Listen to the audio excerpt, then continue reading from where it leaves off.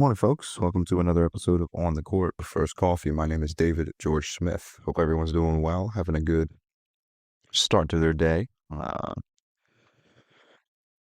Currently rocking the hot coffee, a little bit of hazelnut creamer in there. I'm a hot coffee guy. I like iced coffee too, but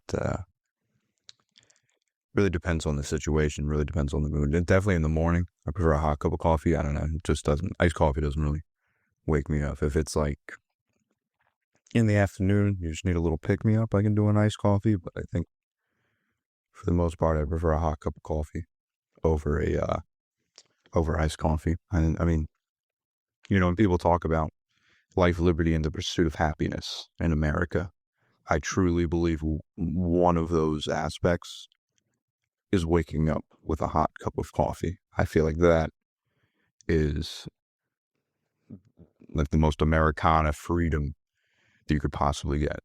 But I digress. Let me know how you prefer your coffee. Let me know.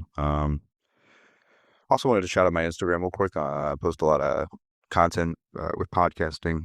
This one, Floridians, as well as Teed Up, different interviews with players, coaches, things like that. Also got coaching content for myself. So definitely head over there. Just wanted to give a shameless plug for my Instagram. But let's dive into some of these headlines. A couple different ones this morning. It was actually kind of a couple big ones yesterday for the NBA. First one being obviously the biggest one was Russell Westbrook signing with Sacramento. Let's see. What's wrong with the Sacramento Kings? To a 1-year deal.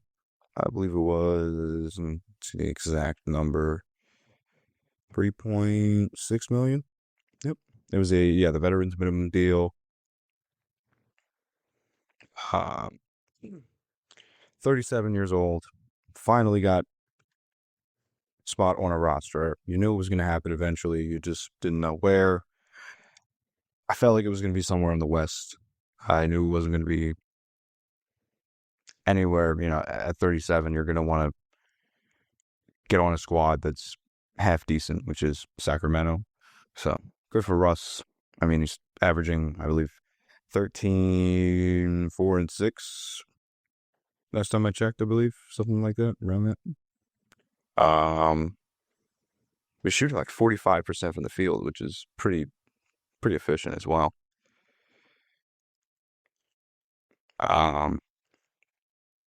Let's see, let's see, 6 Men of the Year votes. I don't have to give you Russell Westbrook's. I don't have to sell you Russell Westbrook. You know what I mean? Even at age 37, he's still a very prominent piece for your roster. He's gonna, at this point, come off the bench, be a great veteran in the locker room, especially for a young team like Sacramento. A lot of experience. I really respect that he's taking this like backcourt role player role. Sort of getting into the depth of the roster. I really appreciate that. Because he always wants to be, Russ always wants to be the guy.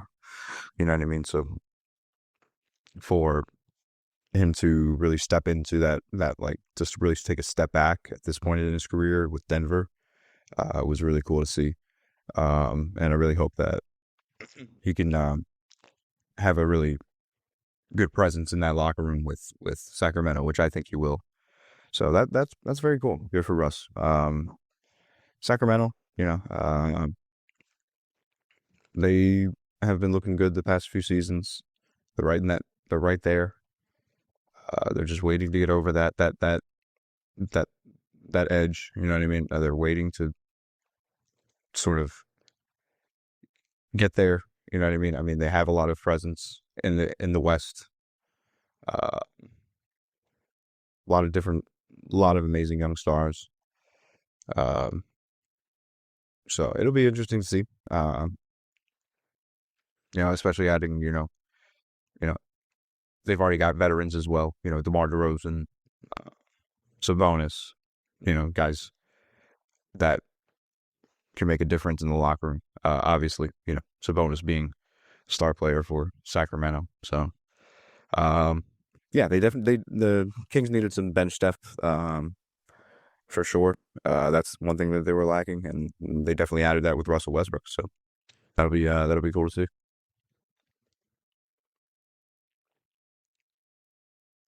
Another headline I read was Malcolm Brogdon has announced his retirement from the NBA. He just signed a deal with the Knicks. Um, so very, very interesting. Um, he just signed a 1-year, $3.3 million contract with the Knicks. Says he's probably giving his mind, body, and spirit to the game. And yeah, I mean, congrats on the retirement. He's won the Sixth Man of the Year, Rookie of the Year award. That was a very vicious Rookie of the Year. Not as vicious as Ben Simmons as Donovan Mitchell. Crazy to think about how big of a debate that was. How much I defended Ben Simmons, but that's a whole nother conversation. Yeah, I remember him winning that Rookie of the Year spot over Dario Saric and Joel Embiid that year. And then winning Sixth Man of the Year, being a good presence in Milwaukee and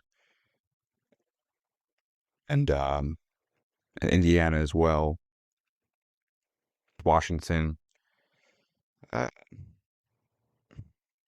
in 463 career games, he started in 296, averaged 15 for 5 and 4. Played with the Bucks, Pacers, Celtics, Blazers, and Wizards. And yeah, congrats on a retirement. Just a wonderful, definitely was always a key piece to different rosters.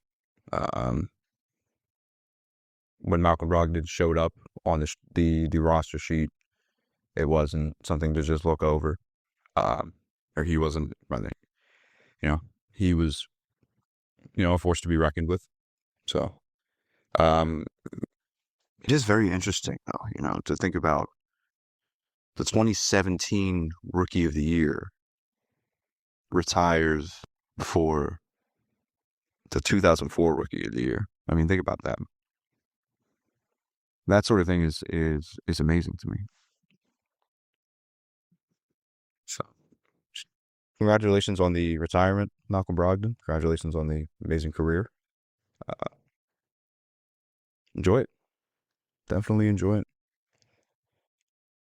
Um, Other than that, I mean, a couple different things. There's going to be a debut patch for rookies. So if you're into trading cards, look out for those. There's going to be a rookie patch that they're going to put on. So I'm assuming you can take that off, put that in the card. It's pretty cool, I guess. I'm sure the Cooper Flag one is going to go for a lot of money. And if you collect cards, that's your thing. If that's your deal, definitely look out for that. Interesting. Let me know your thoughts about just about everything about the league. We're 5 days from the start of the season, starting on Tuesday.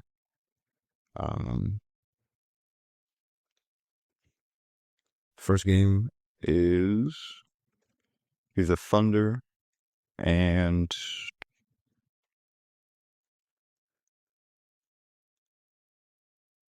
Rockets and Thunder. So that's going to be a very good, especially KD returning to Oklahoma City. That's going to be great.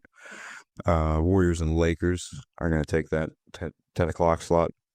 So that'll be the opening night for the NBA. A couple good games there. What do I think? I think the Thunder will probably win that game. They'll have the ring ceremony. Probably be a sold out crowd. It's going to be electric. That truly does make a difference, I believe, having that home court advantage and that electric crowd there. So I think the Thunder will probably take that game. Um, sure, KD will have his 25 and 8, but yeah, I think the Thunder will ultimately take that game. Probably Warriors and Lakers. I think that'll probably be a close game, honestly. Assuming stars align, everybody plays. I think that'll be a close game. Warriors could steal one on the road from the Lakers. So really, Wednesday is when most teams begin to play. And some pretty decent matchups too. Cavs and Knicks that Wednesday. That's going to be a really good game. Potential playoff matchup. Heat Magic. Got Raptors and Hawks. Sixers Celtics. Good rivalry there. Hate to say it, Sixers are probably going to lose because we are not healthy. But I digress.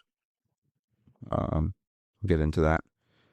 I actually got into that yesterday, so if you want to check out that episode, put that link in the description as well. Kings and Suns. So you're going to see Russell Westbrook, who said that those two pieces in Phoenix. Timberwolves and Blazers.